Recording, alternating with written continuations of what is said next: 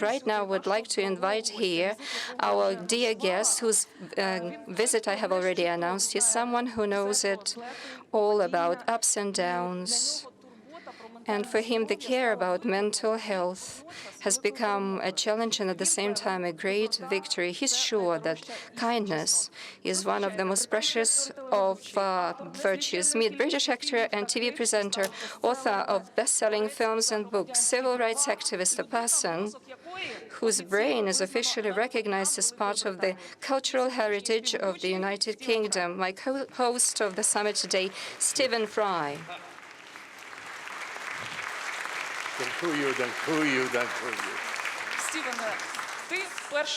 Stephen, it's your first time in Ukraine. You have probably felt it a bit, what it means to be like in Ukraine. So can you tell us how you are? How are you? I'm very well indeed. Дуже добре. Thank you. It's fantastic to be here.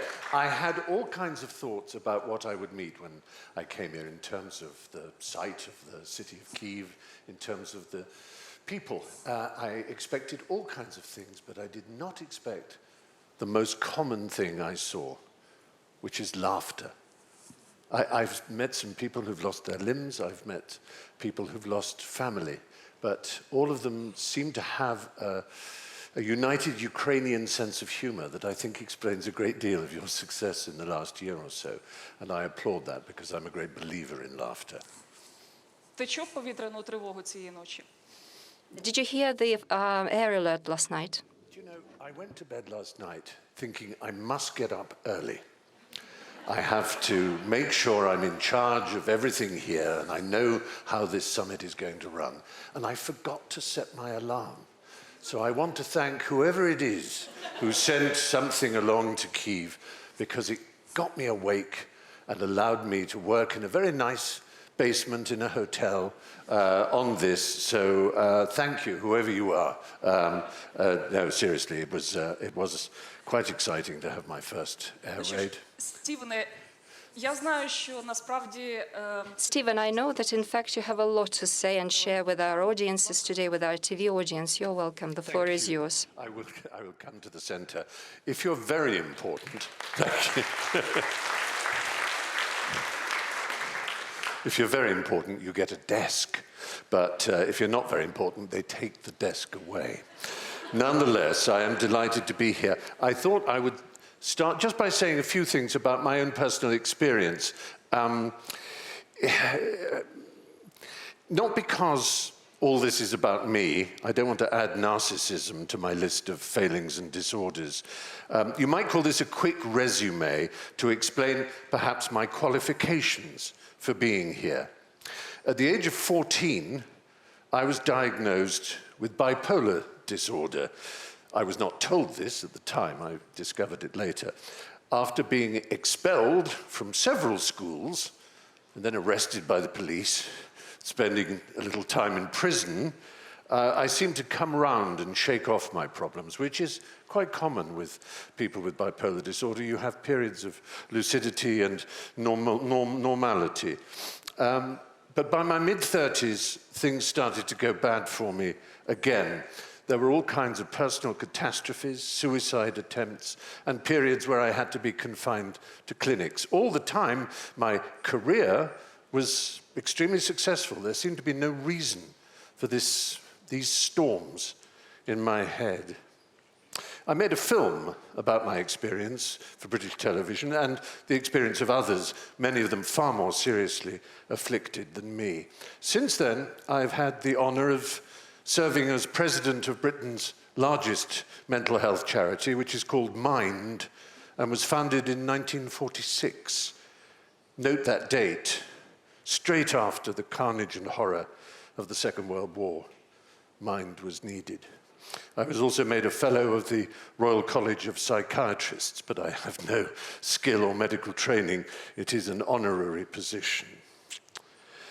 But these facts of my life and my advocacy for mental health and my desire to make it a subject that anyone can speak freely about, I think, is the reason I have been invited by the First Lady, and this great honor has been given to me.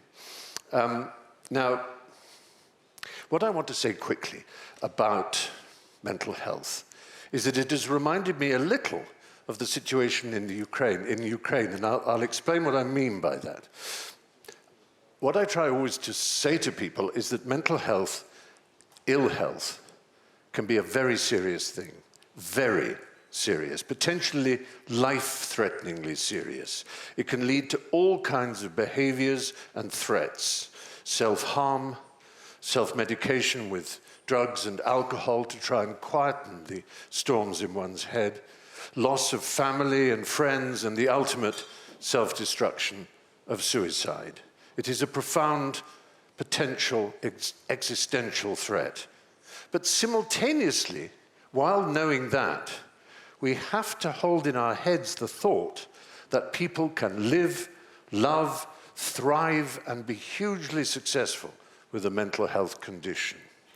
Some of the greatest people in our history, warriors as well as artists, have had demons in their head.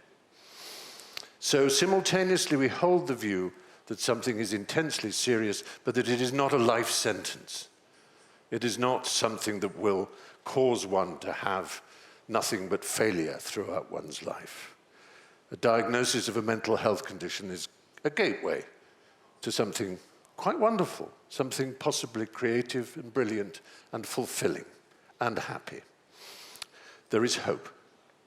And that's what I wanted to say about my first experience of this beautiful country. You also have a message that is apparently contradictory. The world can see that you are getting on with your lives happily. I walk down the street, I see cafes open, pavements spilling with people laughing and enjoying life. And the world can see that, and it's important the world sees that. But it's also important that the world sees how serious the threat is to your autonomy, your independence, and your very existence. It is possible to send double messages in this world about Ukraine. You're a happy country, succeeding, fulfilling your life, but you're under terrible threat. About mental health, it can be a desperately serious threat, but it's very possible to live a creative and fulfilled life. So that's the point I really wanted to make. Being here in these dire circumstances, you've thrived and prospered and inspired the world. And in my country, I know they want me to send that message. Our support for you is complete, and I hope our politicians will continue to reflect that.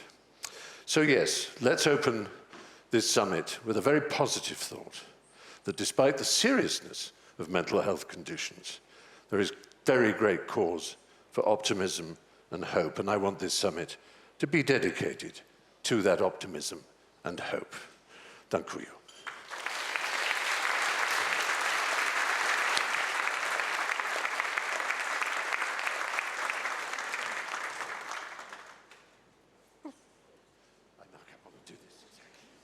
Coming on and off like this. I like to do exits and entrances as an actor. Now, perhaps the most exciting part of this summit is the research that has been undertaken on our behalf. A primary research survey was conducted with people from 11 countries around the world: Argentina, Brazil, Croatia, Germany, Israel, Japan, Poland, Turkey, Ukraine, United Kingdom, and the USA. These countries have been selected to cover all regions of the world, as well as the countries which are facing or have faced war in the past. These countries are collectively representing a diverse range of cultures, languages, and traditions. Global perspectives. They encompass a range of socioeconomic statuses. And the research has been conducted online in local languages just a month ago, between the 1st and the 24th of August, by Alligator Digital, an award-winning UK-based full-service research agency. 11,000 interviews were conducted with people aged 13 years old and upwards, 1,000 people in each country. It's been a blended approach, giving equal weight to each nation. The research is implemented in the framework of the National Ukrainian Mental Health Program of Initiatives of Elena Zelenska with the support of the World Health Organization. So, let's have a look at some of these slides. I've never been a businessman in my life, so I'd never have understood spreadsheets or PowerPoint. So you'll forgive me if I get everything horribly wrong. Oh, look, it worked. There you are. You can see now some of these countries, and happily in English and in Ukrainian. On slide 4 here, I wanted to show you about a rather inspiring piece of data about younger people. You may see that the ranking of the most significant challenges over the next 5 years, it's clear that younger generations are prioritizing mental health as a more significant challenge compared to older generations. You can see here in this previous one that amongst the biggest challenges society is facing in these countries around the world, mental health is recognized as one of the top 5. It's a critical concern in all those nations. But for the young in particular, there is an awareness that is much greater than amongst other generations. And you'll see that our mental health is influenced by a complex interplay of external and internal factors. Global economic challenges, of course, the fallout of COVID-19, political dynamics, they all exert significant strain on our well-being. And there's a continual undercurrent of personal circumstances that naturally profoundly affect our mental health. Things like bereavement, relationship breakdowns, challenges in our professional lives. And we're all different. Some of these, show that we're more impacted by these factors than others. If you look at the figures there for Japan, it's interesting. Some of the factors that appear to be most influential for other nations are perceived as less impactful in the lives of Japanese people. Japanese respondents rated their mental health lower than any other nation in this survey. It shows that the impact of various factors on mental health and overall well-being can vary significantly from one country to another, and further exploration of these differences could yield valuable insights. There are significant variations across the globe in the prevalence of mental health diagnoses, as you can see. Is really, really interesting here. In Germany, in my country, and in the United States, the diagnosis rate is 1 in 4 respondents having received a mental health diagnosis. Now, it may be that these nations have more accessible mental health care services, or a greater awareness of mental health issues, or a higher prevalence of mental health illness. Obviously, we need to go deeper in that, but then we look at South America, Croatia, Japan, Israel, Poland, and Turkey. The diagnosis rate is 1 in 10 respondents, which is still high. 1 in 10 people in those countries reports a mental health difficulty. It may be that that reflects differences in mental health awareness, stigma, or healthcare accessibility. But Ukraine stands out with a much lower diagnosis rate. Only 1 in 50 respondents received a mental health illness diagnosis. This raises concerns that mental health issues might be underdiagnosed here in Ukraine, or less prioritized compared to the other surveyed countries. These disparities in mental health diagnosis, they underscore the importance, the vital importance, really, of addressing global inequality. It would be particularly valuable to discuss with experts how to ensure equitable access to mental health care worldwide. In our survey, we found a significant portion of respondents across various countries engage in self-help practices to improve their mental well-being. And the top 3 practices are exercise, 39%. That's right, it is this one, yeah. Spending time with other people, 39% again. Spending time with nature, 36%.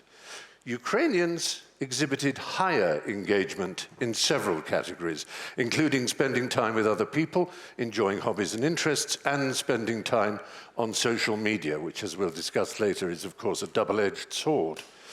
These findings provide very valuable insights, we believe, into the diverse ways individuals across the globe proactively address their mental well-being. These are important findings. 24% of respondents feel uncomfortable speaking to a medical professional about their mental health. We asked people about reasons why they might feel uncomfortable. In the green bars, you can see the average figures across the nations. We also have highlights on the lowest and highest figures in certain countries. Embarrassment, job-related concerns, worries about professional reputation. These appear to be the significant barriers that prevent individuals from discussing their mental health with professionals. Addressing these barriers through awareness campaigns, education, workplace support systems, these are all essential to promote mental well-being and to encourage open conversations about mental health. Mental health stands, as we saw from the first slide, among the top 5 global challenges. Younger generations, and this is vital, 13 to 24-year-olds, are prioritizing mental health as a more significant challenge compared to other generations. Economic conditions emerge. 1 in 7 has received a mental health diagnosis, but this drops to 1 in 50 in Ukraine. And 24% feel uncomfortable, as we've said. So, in order to guide us through these numbers and discoveries, I'm going to invite to the stage a professional who I think will do the best possible work and far better than I can on this. It's Dr. Ole Romanchuk, a psychotherapist, author of documentaries and popular scientific books, head of the Institute of Mental Health at the Ukrainian Catholic University and the Ukrainian Institute of Cognitive Behavioral Therapy. So please welcome Dr. Romanchuk, one of the prominent reformers in mental health. Wonderful to see you, Ole. Forgive me for my hopeless scrambling at these slides. You want to be on that side? Oh, he's got his microphone. I'm so sorry.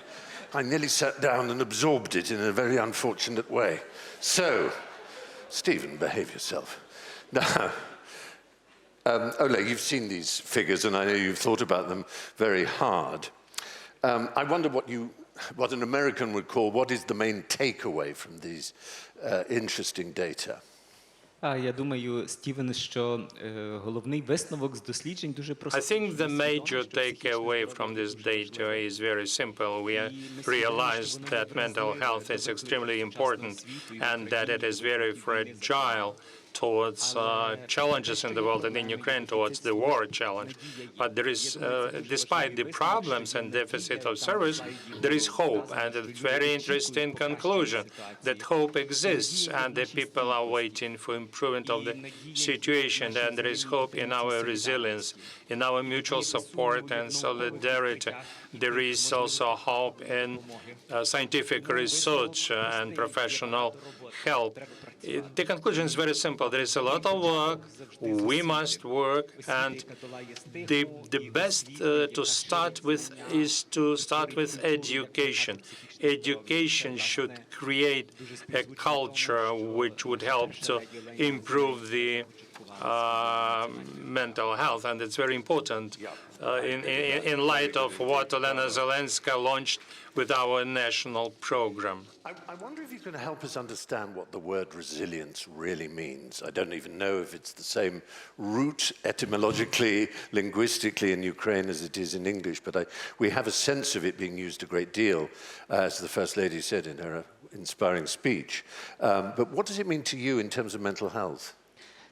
Я можу сказати так в два I can say it in 2 ways. On the one hand, resilience is our ability to go through challenges but preserve and restore our mental health and our well-being. On the other hand, people understand it as a metaphor, as immune system of our psychology, of our mentality. It helps our mentality to be strong and to withstand various challenges.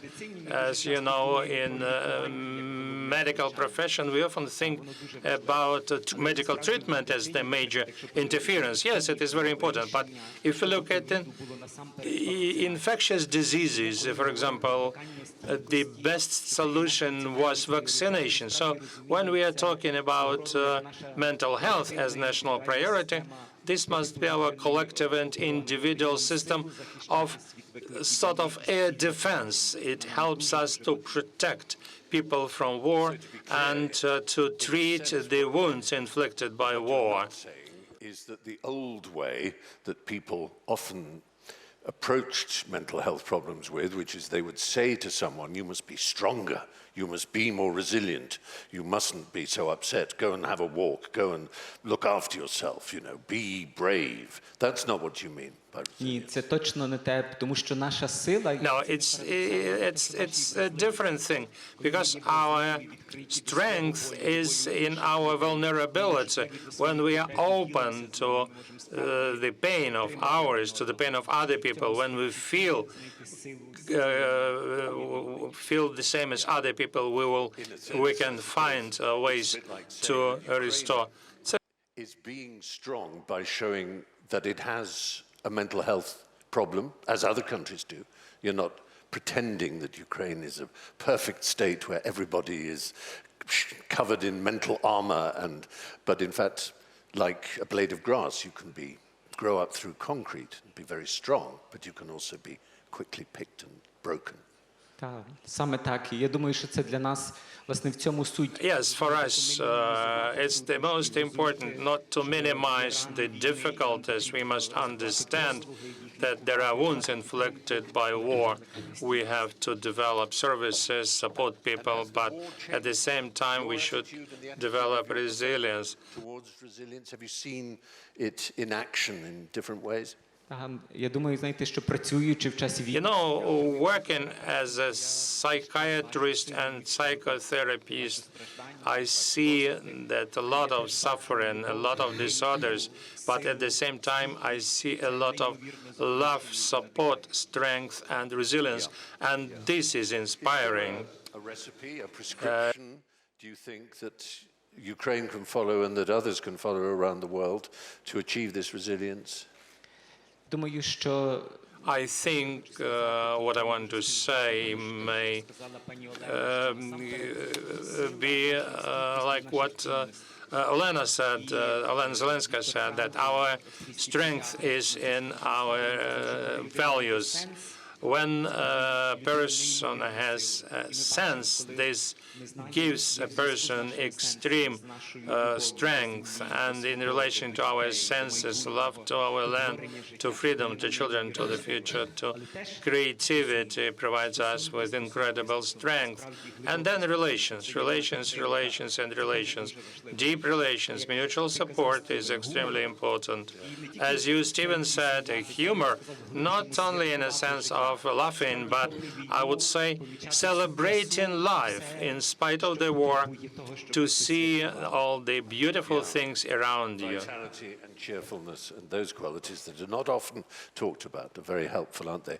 But some people, like me, I suppose, seem to have a health problem, a mental health problem, that is not related to trauma and is not triggered by some terrible event like the loss of a loved one, for example, or failure in work or anything. It just seems to be something one's born with, in the same way that asthma and diabetes might be chronic afflictions not caused by something from outside.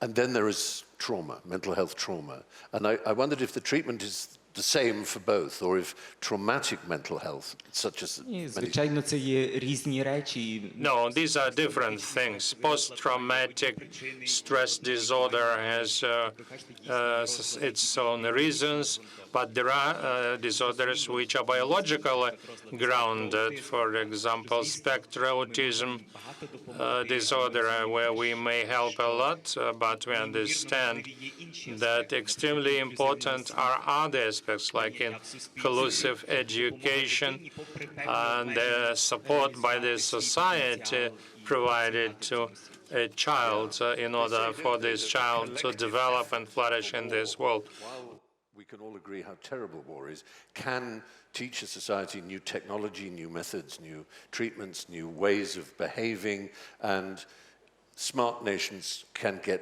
benefit out of all of that, if you can call it benefit. I wondered if you find that, you know, your treatment and your understanding of things has improved, has the experience of war has given you something.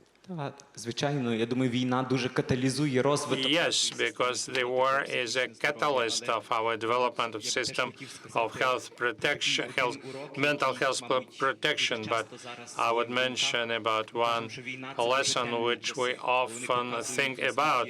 It tells us that the war is a very dark times, and how terrible and cruel a person may be if this person is covered by this totalitarian world. On the other hand, it shows the light, how nice and beautiful may be a person who is fighting for freedom. And for us, it's a very important lesson, because we want people to be humanistic. When we say a person is a Homo sapiens, but it's also important that this person should be Homo amens, which is a loving person. And here we have an issue of our global mankind. How can we cherish humanity? Because we have the national idea, as Shevchenko said, there will be people living on the land. Anglo-Saxon, you know, reserve to hear the word love used at a conference that is social, cultural, and scientific. We heard the First Lady use the word, and you've used it. And it makes me think that, yes, the thing a nation can do, a people can do, is replace the hate that comes from the enemy at war, the hate and the abuse, replace it with love. Because if you don't do that, then those who have suffered from the hate believe that hate is more powerful than love. And I think those of us who are worth anything believe the opposite. І ми дуже часто кажемо, що ми хочемо бути воїнами. Yes, and we often say that we want to be warriors of light, the warriors who have in their hearts the strength of love and light, and this is invincible. Thank you and congratulations.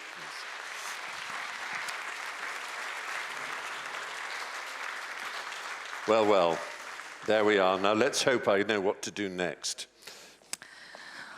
Ну що ж, просто зараз до нас Right now, lady is going to join us for home, the taking care of the young generation, and assistance to people with disabilities has become a mission of the whole life. And those people who need physical and psychological and emotional support, and also they are among those people who demonstrate the best way this balance between fragility and resilience. Now the floor is given to Her Majesty Queen of Sweden, Silvia.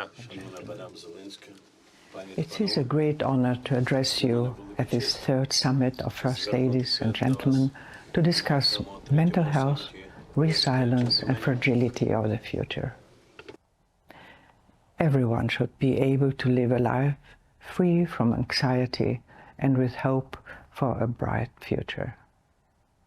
A life without fear, fear for your life, fear for the safety of your family and friends. Everyone should have the possibility to go to work or to school, to meet with their friends and their loved ones. Unfortunately, this is not the case in many parts of the world, not least right now, in war-torn Ukraine. As the founder of the organization World Childhood Foundation, the rights of the child are especially close to my heart. The children of Ukraine have paid in extremely high price during this ongoing terrible war. They have been killed and wounded, uprooted from their homes, and in many cases separated from their families and caregivers. World Childhood Foundation has been working with and supporting civil society actors in Ukraine to protect children since 2001. Childhood has, for instance, been pioneering and promoting foster care solutions as alternative to institutions and works with specially vulnerable groups. The entire society is affected as a direct impact of the war. This is true when it comes to issues of mental health. The needs are already huge and will remain so for many years.